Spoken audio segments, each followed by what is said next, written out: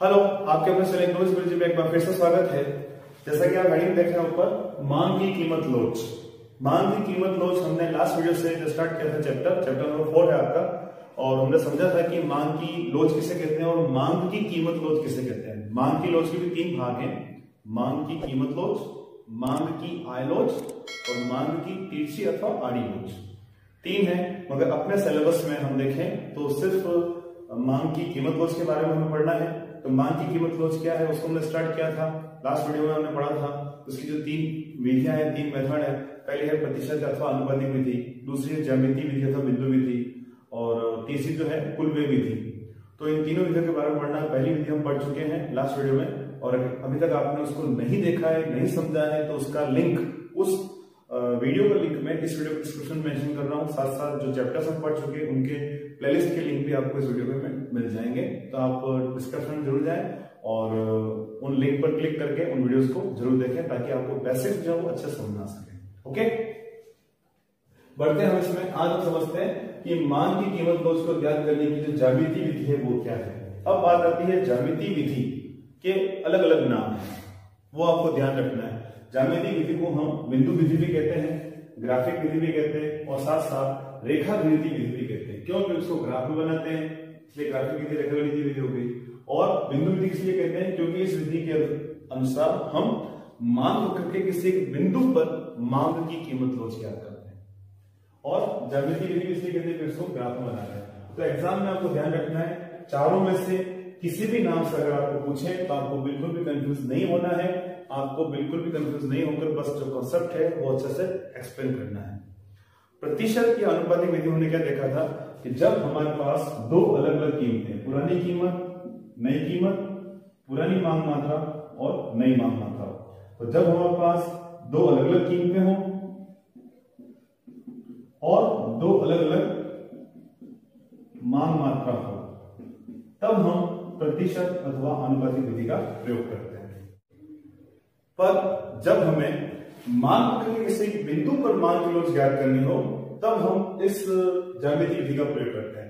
तो अभी तक देख लिया कि जब अलग अलग कीमतों के पास हो, अलग अलग मांग मात्राएं हो, तो हम प्रतिशत अनुपातिक विधि का प्रयोग करते हैं। कौन सी विधि का प्रयोग करते हैं? हम यहाँ पर प्रतिशत अथवा अनुपातिक विधि का प्रयोग करते हैं।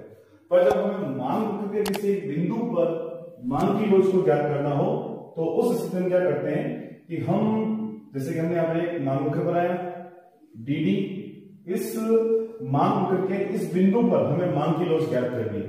तो हम क्या करेंगे, इस बिंदु को स्पर्श करके एक रेखा खींचेंगे, स्पर्श रेखा, ठीक है। और फिर इस स्पर्श रेखा को देखते हुए हम मांग की लोच को निकालेंगे कि यहाँ पर मांग की लोच क्या है।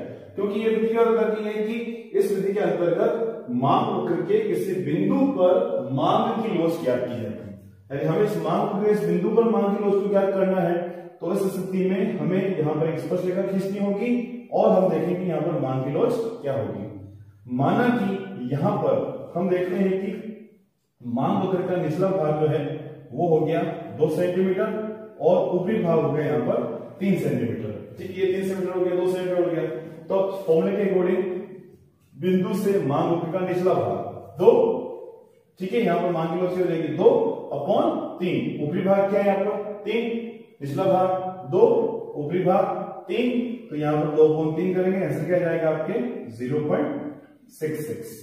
ठीक है, तो इस प्रकार से हम मांग की लोच को ज्ञात करते हैं यहाँ पर, जब एक बिंदु पर हम मांग की लोच ज्ञात करेंगे। ठीक है, तो क्या बात है कि मांग के किसी बिंदु पर हमें मांग की लोच ज्ञात करनी है, बिंदु पर मांग की लोच ज्ञात करनी है, तब हम इस विधि का प्रयोग करते हैं।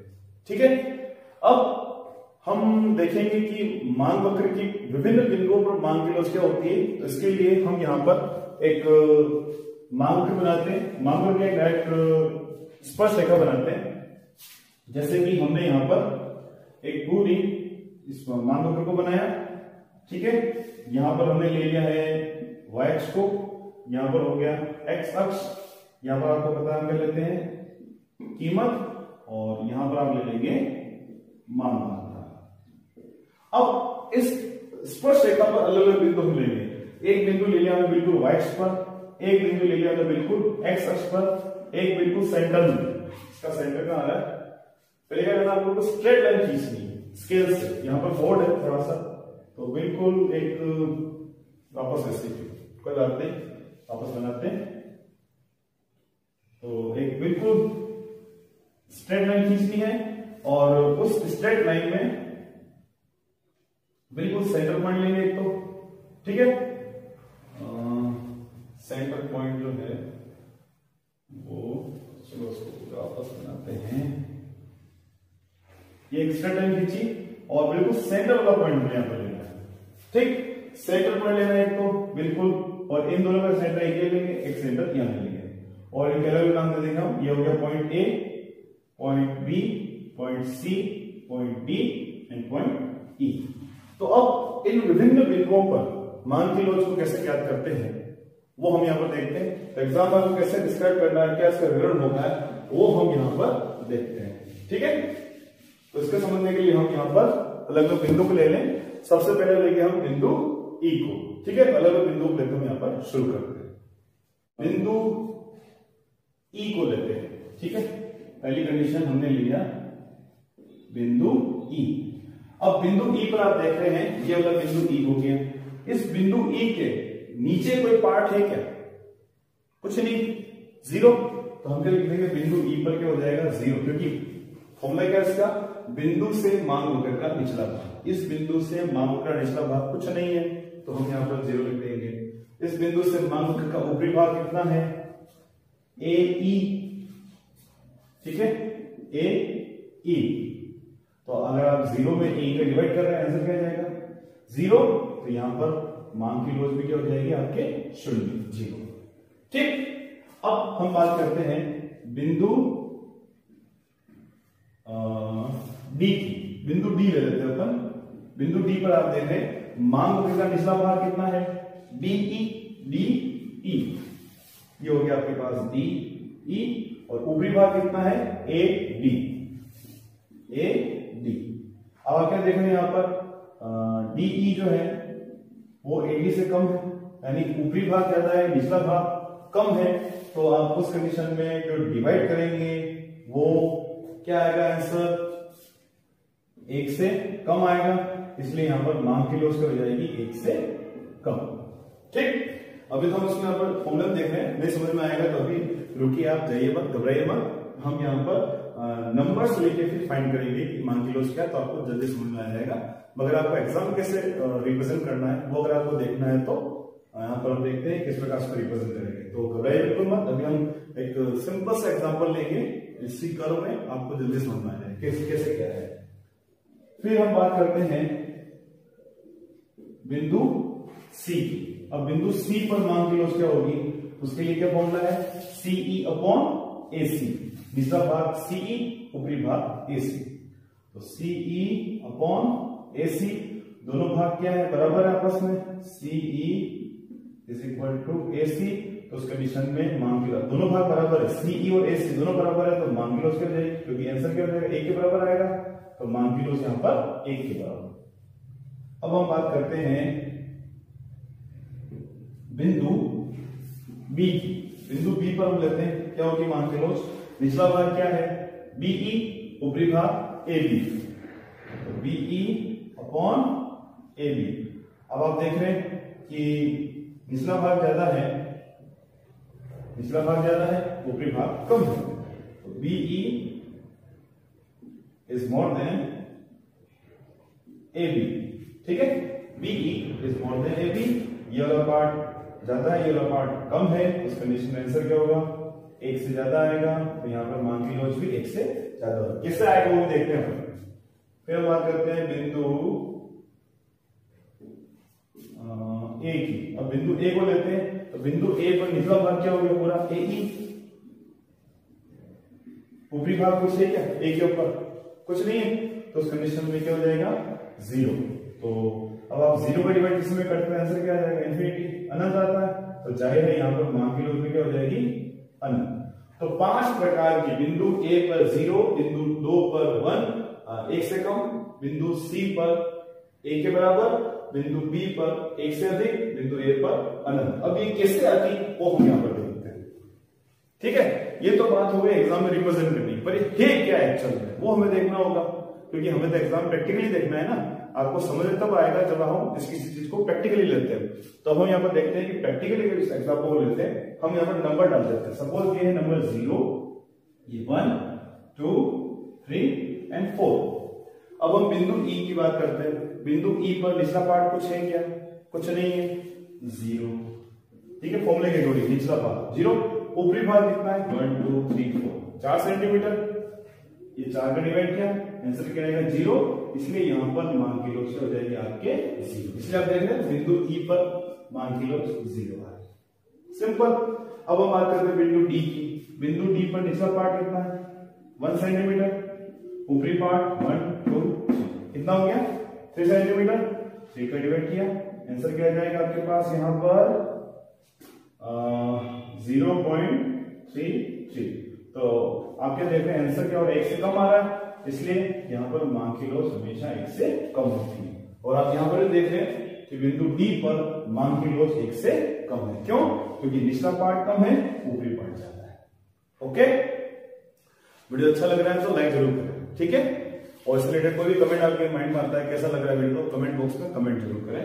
नेक्स्ट आगे बढ़ते हैं। बिंदु सी पर प्राइस इलास्टिसिटी क्या है, मांग की कीमत लोच क्या है वो समझना है।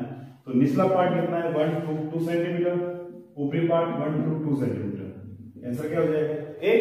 इसलिए यहाँ पर मान की लोच जो है वो 1 के बराबर है। आप देख सकते हैं बिंदु सी पर मान की लोच 1 के बराबर। ओके, अब हम बात करते हैं बी पर। 1 2 3, निचला पार्ट 3, ऊपरी पार्ट कितना? सिर्फ 1।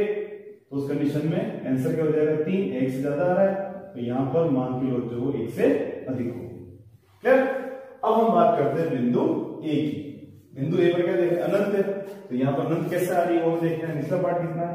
1 2 3 4, कितना है? 4 सेंटीमीटर। ऊपरी पार्ट कुछ है क्या इसके? कुछ नहीं है, तो 0 का डिवाइड करेंगे, आंसर क्या जाएगा? अनंत। इसलिए यहाँ पर इस बिंदु पर मान की लोच क्या हो जाएगी? अनंत। आगे बात समझ में। तो जैसा कि मैंने अभी आपको कहा था कि बिल्कुल आपको नहीं घबराना है, एग्जाम आपको कैसे रिप्रेजेंट करना है वो हमने देख लिया। फॉर्मूला क्या है वो देख लिया। इस फॉर्मूले के अकॉर्डिंग हम इस किसी भी पॉइंट पर इलास्टिसिटी को फाइंड करते हैं। तो एग्जाम में आप पूछते हैं तो आपको बताना है कि ये क्या है, मेथड क्यों यूज होता है, इसका फॉर्मूला क्या है, ठीक है, इसका डायग्राम कैसे बनता है, कैसे उसको अप्लाई करते हैं, उसका एक्सप्लेनेशन क्या है वो हमने यहाँ पर देख लिया डिटेल में। हो सकता है कि आप अलग अलग नोट्स पढ़ते हैं, अलग अलग बुक्स पढ़ते हो तो अलग अलग तरह का आपको विवरण एक्सप्लेनेशन देखने को मिले, मगर मेन बेसिक बात क्या है वो हमने यहाँ पर समझ ली। पॉइंट अलग अलग हो सकते हैं अलग अलग बुक्स में, अलग अलग नोट्स में। तो इस प्रकार से उसको फाइंड करते हैं। अब बात आती है, ये तो जब एग्जाम में पूरा एक बड़ा क्वेश्चन पूछे कि मान की कीमत लोच को ज्ञात करने की ज्यामिति विधि को बताइए, अथवा बिंदु विधि को बताइए, अथवा ग्राफिक विधि को बताइए, अथवा रेखा विधि का वर्णन कीजिए, तब आपको पूरा डिटेल में बताना होगा। मगर आपको एग्जाम हो सकता है 1 या 2 नंबर के क्वेश्चन पूछे। कैसे पूछते हैं? आपको क्या है कि एक चित्र दे देंगे और पूछ लेंगे कि इस बिंदु पर तथा इस बिंदु पर मान की लोच क्या है। बिंदु ए पर, बिंदु बी पर मान की लोच क्या है। ए पर क्या होगी आपको पता है, हमेशा क्या होती है? x पर अनंत, तो आप लिख देंगे अनंत। फिर फॉर्मूला क्या है? मान मुख्य का निचला भाग अपॉन मान का ऊपरी भाग। निचला भाग है, ऊपरी भाग कुछ नहीं है, 0 है, उस कंडीशन 0 का डिवाइड करेंगे, अनंत आएगा। बी बिंदु पर निचला भाग कम है, ऊपरी भाग ज्यादा है, कम भाग में ज्यादा का आप डिवाइड कर रहे हैं तो आंसर क्या होगा? 1 से कम आएगा। यहाँ पर मान की लोच 1 से कम है। तो इस प्रकार से आपको अगर बिल्कुल सेंटर दे दिया तो 1 के बराबर, क्योंकि निचला ऊपरी दोनों बराबर है। इसके ऊपर वाला कोई पॉइंट दिया ये, तो यहाँ पर मान की लोच होगी 1 से अधिक, क्योंकि निचला पार्ट ज्यादा है, ऊपरी पार्ट कम है।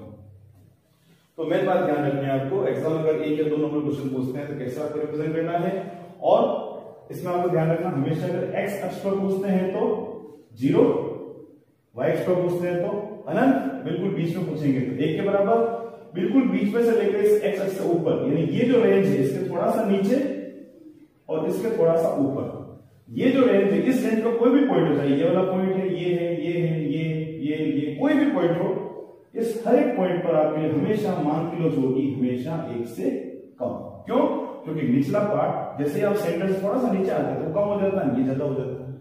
फिर इस सेंटर से थोड़ा सा ऊपर और बिल्कुल वाइट से थोड़ा सा नीचे, इस रेंज की बात करेंगे तो इस कंडीशन में यहाँ पर मान की लोच हमेशा 1 से अधिक आएगी।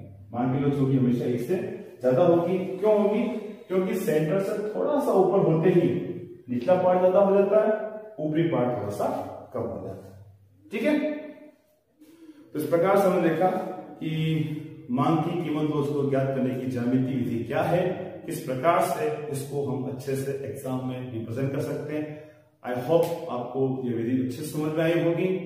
नहीं समझ में आई है तो एक बार वीडियो वापस देखिए, कहाँ आप अटके हैं, कहाँ क्या आपके क्या डाउट है, कमेंट बॉक्स में कमेंट जरूर करें, पूछें, जवाब जरूर मिलेगा। और वीडियो लाइक जरूर करें, अगर आपको अच्छा लगा तो वीडियो लाइक जरूर करें, ज्यादा ज्यादा उसको शेयर करें। और आप चैनल के नए व्यूअर हैं तो चैनल को सब्सक्राइब जरूर करें, और सब्सक्राइब करने के बाद बेल आइकन को जरूर प्रेस करें ताकि आने वाले नए वीडियोस की नोटिफिकेशन आपको जल्दी से मिल जाए और आप इकोनॉमिक्स की जो बेसिक टर्म्स हैं वो अच्छे से इजी वे से इजी लेवल समझ जाए। क्लियर? नेक्स्ट वीडियो में मिलते हैं जिसमें समझेंगे कि कुल व्यय विधि क्या है, मांग की कीमत लोच ज्ञात करने की कुल व्यय विधि क्या है, कुल खर्च विधि क्या है, उसके बारे में डिटेल में समझेंगे। इस वीडियो में इतना ही। Thank you, thanks for watching. नमस्कार जी, बाय।